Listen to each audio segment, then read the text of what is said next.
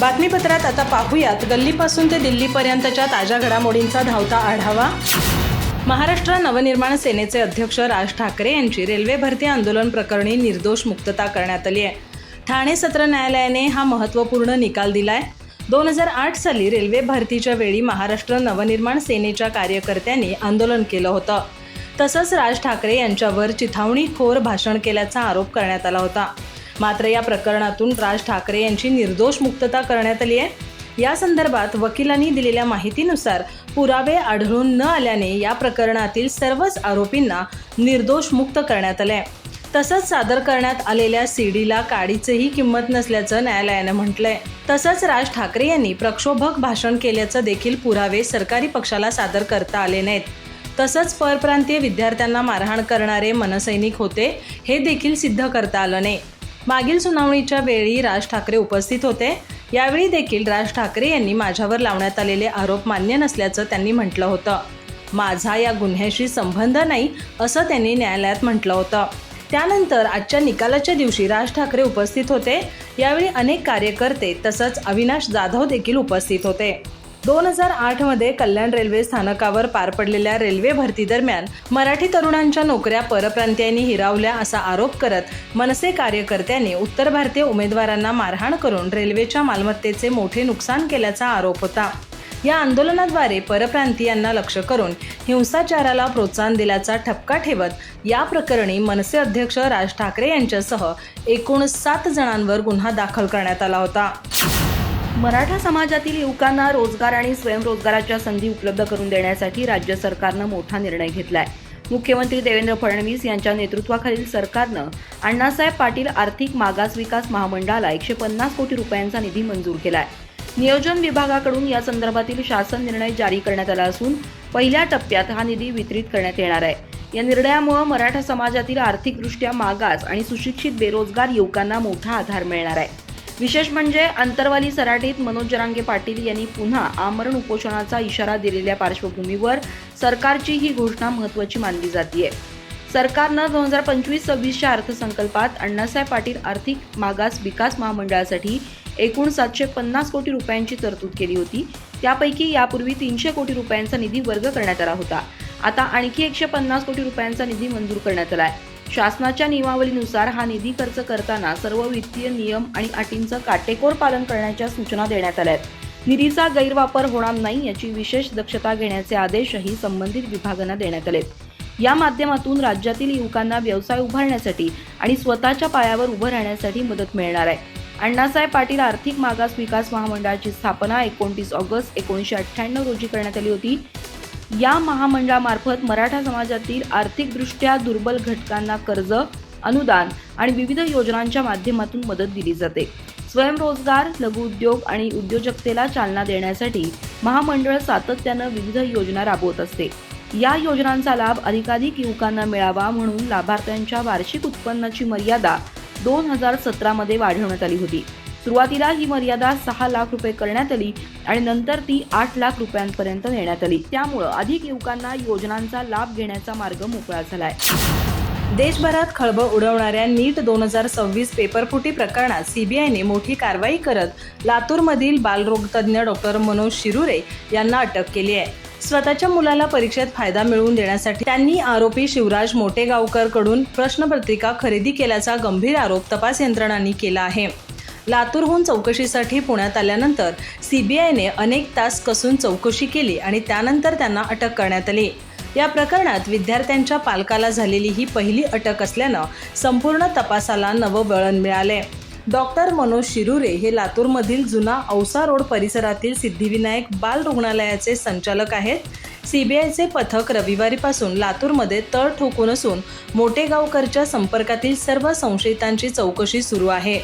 शिरुरे यांच्या रुग्णालयात पोहोचलेल्या अधिकाऱ्यांनी 4.5 तास तपास केला। या दरम्यान काही महत्त्वाची कागदपत्रे, मोबाईल फोन आणि डिजिटल पुरावे जप्त करण्यात आले। प्राथमिक तपासात डॉक्टर शिरुरे यांचे शिवराज मोटेगावकर आणि PV कुलकर्णी यांच्याशी संबंध असल्याचं उघड झालंय। मागील काही वर्षापासून या नेटवर्कच्या संपर्कात असल्याचा संशयही सीबीआयला आलाय। सीबीआयच्या तपासातून पेपरफुटीचा संपूर्ण कट अत्यंत नियोजनबद्ध पद्धतीनं रचण्यात आल्याचं समोर आलंय। मोटेगावकरने आपल्या क्लासमधील PV कुलकर्णी आणि मनीषा मांढरे यांना NTA प्रश्नपत्रिका तयार करणाऱ्या पॅनलमध्ये सहभागी करून घेतल्याचा आरोप आहे. कुलकर्णी यांच्याकडे केमिस्ट्री तर मनीषा मांढरे यांच्याकडे बायोलॉजी विषयाची जबाबदारी होती. प्रश्नपत्रिका तयार करतानाच त्यांनी प्रश्न पाठ केले आणि नंतर ते हाताने लिहून मोटेगावकरकडे पोहोचवले. त्यानंतर मोटेगावकरने हे सर्व प्रश्न PDF स्वरूपात मोबाईलमध्ये साठवून ठेवले होते. मतदार यादीतून नावे वगळण्याच्या प्रक्रियेबाबत देशभरात निर्माण झालेल्या चिंतेच्या पार्श्वभूमीवर महाविकास आघाडीच्या नेत्यांनी आज निवडणूक आयोगाच्या अधिकाऱ्यांची भेट घेऊन सविस्तर चर्चा केली. या महत्त्वपूर्ण बैठकीनंतर माहिती देताना शिवसेना ठाकरे गटाचे नेते आदित्य ठाकरे यांनी मुख्य निवडणूक अधिकारी चोकलिंगम यांच्यासोबतची चर्चा सकारात्मक झाल्याचं सांगत महाराष्ट्रातील आगामी लोकसभा आणि विधानसभा निवडणुकांमध्ये कोणत्याही पात्र मतदाराचं नाव वगळलं जाऊ नये अशी अपेक्षा व्यक्त केली. तसंच पश्चिम बंगाल आणि बिहारमधील निवडणुकांमध्ये या प्रक्रियेचा भाजपला फायदा झाल्याचा संदर्भ देत महाराष्ट्रात अशी पुनरावृत्ती टाळण्यासाठी आणि निवडणूक प्रक्रियेत पारदर्शकता राखण्यासाठी नागरिक म्हणून सर्वांनीच सतर्क राहण्याची गरज असल्याचं त्यांनी स्पष्ट केलंय. आदित्य ठाकरे म्हणाले, आपल्या सर्वांना हे माहीत आहे की आज महाविकास आघाडीनं निवडणूक आयोगाची भेट घेतली. देशभरात हा जो एक प्रश्न गाजलाय की SIR मतदारांना मतदार यादीतून वगळण्याचं काम सुरू आहे, त्यावर आमच्या अनेक शंका आणि सूचना होत्या. ते सर्व घेऊन आम्ही आज निवडणूक आयोगासोबत आणि निवडणूक आयोगाचे CEO चोकलिंगम साहेबांसोबत सखोल चर्चा केली. सकारात्मक चर्चा झाली आणि अनेक विषयांवर चर्चा झाली आहे. या चर्चेतून जे काही आम्ही सूचना केल्या त्याची अंमलबजावणी होईल असं आत्ता तरी आम्हाला वाटतंय. तरी देखील आम्ही यावर काम करत आहोत. ज्या नागरिकांना भीती वाटत असेल किंवा शंका असतील त्यांना यांच्या पक्षाकडून मदत करायचं काम करत आहोत. महाराष्ट्राच्या राजकीय वर्तुळात सध्या राष्ट्रवादी काँग्रेस अजित पवार गट पक्षाचे 22 आमदार फुटणार अशा वावड्या उठू लागल्या आहेत. राष्ट्रवादीत सध्या नेतृत्वावरून संभ्रम असून तिथली परिस्थिती अजिबात अलबेल नाही. त्यांचे काही नेते आमच्या संपर्कात आहे असा दावा महायुतीचे मंत्री संजय शिरसाट यांनी केलाय. तर दुसरीकडे राष्ट्रवादीचे 22 आमदार शरद पवार यांच्या संपर्कात असून पक्षात मोठी फूट पडणार असल्याच्या बातम्या केवळ अफवा असून त्यात कोणतंही तथ्य नाही असं म्हणत राष्ट्रवादी काँग्रेसचे प्रवक्ते उमेश पाटील यांनी फुटीचे सर्व दावे फेटाळून लावलेत. राष्ट्रवादी काँग्रेसच्या राष्ट्रीय कार्यकारिणीच्या मुद्द्यावरून पक्षातील वरिष्ठ नेत्यांमध्ये विशेषतः सुनील तटकरे आणि प्रफुल्ल पटेल यांच्यात अस्वस्थता असल्याची चर्चा गेल्या काही दिवसांपासून सुरू होती. त्यातच प्रदेशाध्यक्ष सुनील तटकरे यांनी शरद पवार यांची सिल्वर ओकवर जाऊन भेट घेतल्यानं पक्षाचे 22 आमदार शरद पवार गटाच्या संपर्कात असल्याच्या बातम्या माध्यमांमध्ये रंगू लागल्यात. या पार्श्वभूमीवर अजित पवार गटाकडून पत्रकार परिषद घेत भूमिका स्पष्ट करण्यात आली. राष्ट्रवादी काँग्रेसचे प्रवक्ते उमेश पाटील म्हणाले की मागील आठवड्यात प्रदेशाध्यक्ष सुनील तटकरे यांनी शरद पवार यांच्या केवळ तब्येतीची विचारपूस करण्यासाठी सदिच्छा भेट घेतली होती. या भेटीनंतर स्वतः तटकरे यांनी माध्यमांना स्पष्ट माहिती दिली असतानाही काही माध्यमांनी या भेटीचा चुकीचा अर्थ लावून आमदारांच्या फुटीच्या खोट्या बातम्या रंगवल्याचा आरोप उमेश पाटील यांनी केलाय. तसंच सत्तेत असलेले आमदार विरोधी पक्षात जाणार असल्याच्या बातम्या कोणत्याही ठोस पुराव्याशिवाय चालवल्या जात आहेत. 22 आमदार भेटल्याचा कोणताही पुरावा आहे का असा थेट सवालही त्यांनी उपस्थित केलाय. ठाण्यातील नौपाडा परिसरातील गावदेवी भाजी मार्केटमध्ये बुधवारी पहाटे भीषण आग लागल्यानं मोठी दुर्घटना घडली. गोखले रोडवरील गावदेवी प्रभाग समिती कार्यालयाजवळ असलेल्या या मार्केटमध्ये पहाटे 3:30च्या सुमारास अचानक आग भडकली आणि काही क्षणातच संपूर्ण परिसर धुरानं वेढला गेला. आग इतकी भीषण होती की घटनास्थळी तातडीनं अग्निशमन दलाच्या अनेक गाड्या, जम्बो वॉटर टँकर, रेस्क्यू वाहनं आणि आपत्ती व्यवस्थापन पथकाला पाचारण करण्यात आलं. आग विझवण्यासाठी शर्थीचे प्रयत्न सुरू असतानाच 2 जणांचा दुर्दैवी मृत्यू झाल्याची माहिती समोर आली आहे. या आगीत ठाणे महानगरपालिकेचे सुरक्षा रक्षक काळू शंकर गाडेकर आणि अग्निशमन विभागातील स्थानक अधिकारी सागर शिंदे यांचा होरपळून मृत्यू झाला. दोघेही बचाव आणि नियंत्रण मोहिमेत सहभागी झाले होते. आगीची माहिती मिळताच अग्निशमन दल घटनास्थळी दाखल झालं होतं. मात्र धुराचे प्रचंड लोट आणि आगीची तीव्रता यामुळे परिस्थिती नियंत्रणाबाहेर गेली. जखमींना तातडीनं कळवा येथील छत्रपती शिवाजी महाराज रुग्णालयात दाखल करण्यात आलं.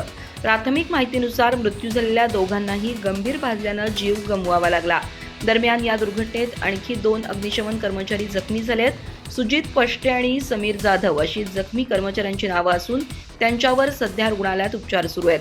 दोघेही आग विझवण्याच्या मोहिमेदरम्यान धुरामुळे आणि उष्णतेमुळे जखमी झाल्याची माहिती समोर आली आहे. घटनास्थळी अग्निशमन दलाच्या 5 गाड्या, 2 रेस्क्यू वाहनं, पाण्याचे टँकर आणि आपत्ती प्रतिसाद दलाचे जवान तैनात करण्यात आले होते. आग नियंत्रणात आणण्यासाठी अनेक तास प्रयत्न सुरू होते. महाराष्ट्राच्या राजकारणात सध्या राष्ट्रवादी काँग्रेसच्या दोन्ही गटांभोवती मोठ्या घडामोडी सुरू असल्याची चर्चा रंगली आहे. अजित पवार यांच्या नेतृत्वाखालील राष्ट्रवादी काँग्रेसमधील 22 आमदारांनी शरद पवार यांची भेट घेतल्याची माहिती समोर आल्यानंतर राजकीय वर्तुळात विविध तर्कवितर्कांना उधाण आले. या चर्चेमुळे दोन्ही राष्ट्रवादी काँग्रेस पक्षाच्या संभाव्य विलिनीकरणाबाबत पुन्हा चर्चा सुरू झाली आहे. या पार्श्वभूमीवर उपमुख्यमंत्री सुनेत्रा पवार यांनी पक्षातील नाराजी आणि संभ्रम दूर करण्यासाठी स्वतः पुढाकार घेतल्याची माहिती सूत्रांकडून मिळत आहे. पक्ष संघटनेतील विस्कटलेली घडी पुन्हा बसवण्यासाठी ते आता सक्रिय झाल्याचं बोललं जात आहे. राष्ट्रवादी काँग्रेसच्या राष्ट्रीय कार्यकारिणीच्या मुद्द्यावरून पक्षातील काही वरिष्ठ नेते नाराज असल्याची चर्चा गेल्या काही दिवसांपासून सुरू होती. विशेषतः सुनील तटकरे आणि प्रफुल्ल पटेल यांच्यात अस्वस्थता असल्याचं बोललं जात होतं. निवडणूक आयोगाकडे सादर करण्यात आलेल्या पत्रात सुनील तटकरे यांच्या नावासमोर प्रदेश अध्यक्ष असा स्पष्ट उल्लेख नसल्यानं पक्षात नाराजी वाढल्याचं सांगितलं जातंय. दुसऱ्या राज्यातील पदाधिकाऱ्यांच्या नावासमोर मात्र पदांचा स्पष्ट उल्लेख करण्यात आला होता. या प्रकारानंतर पक्षातील अंतर्गत विसंवाद उघडपणे समोर आल्याची चर्चा राजकीय वर्तुळात सुरू झाली आहे. या पार्श्वभूमीवर सुनेत्रा पवार यांनी पक्षातील वरिष्ठ नेत्यांसोबत बैठक घेतल्याची माहिती समोर आली आहे. राष्ट्रवादी काँग्रेसच्या राष्ट्रीय अध्यक्षा म्हणून त्यांनी सुनील तटकरे यांच्यासोबत सविस्तर चर्चा केली. सध्याच्या राष्ट्रीय कार्यकारिणीत काही बदल करण्यावर या बैठकीत चर्चा झाल्याचं सांगितलं जात आहे. सूत्रांच्या माहितीनुसार कार्यकारिणीतून काही नावं वगळण्याबाबत वरिष्ठ नेत्यांमध्ये विचारविनिमय झाला. एका महिला लोकप्रतिनिधीसह सुबोध मोहिते यांना कार्यकारिणीतून बाहेर करण्याचा प्रस्ताव चर्चेत असल्याची माहिती समोर आली आहे. पक्ष संघटनेत समतोल राखण्यासाठी आणि नाराजी कमी करण्यासाठी हे बदल केले जाऊ शकतात अशी शक्यता व्यक्त केली जाते. गुरुवारी तामिळनाडूमध्ये विजय मंत्रिमंडळाच्या विस्तार शपथविधी समारंभात एका काँग्रेस आमदारानं शपथ घेतानाच व्यासपीठावरून राहुल गांधी जिंदाबादच्या घोषणा देण्यास सुरुवात केली, ज्यावर राज्यपालांनी त्यांना थांबवलं. दुसरा वाद तमिळ गीत वाजवण्यावरून झाला. समारंभात तामिळनाडूचे राज्यगीत तमिळ थाई वाजथू सर्वात शेवटी वाजवण्यात आलं.